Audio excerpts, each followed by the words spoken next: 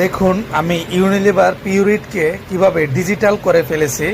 একটি digital Unilever Pureit কিনতে গেলে আপনার 30,000 টাকা পড়ে যাবে, যেটা অটো মোটরসের মাধ্যমে পানি সংযুক্ত হয়, কিন্তু এটি হলো ম্যানুয়াল। এটার মধ্যে পানি ঢালতে হয়, তারপর সে পানি ফিল্টারিং করে খাওয়া যায়, সেটিও খাওয়া যায়, কিন্তু সেটির দাম হলো প্রায় 30,000 টাকা, কিন্তু এটির দাম হলো মাত্র 5,000 টাকা। এটি এখন ডিজিটাল সিস্টেম করে ফেলেছি, যার ফলে আমি সেই ডিজিটালের উপভোগটা এটির মাধ্যমে করতে পারবো। ডিজিটাল ফিল্টারের সুবিধাটা আমি এখান থেকে পাবো।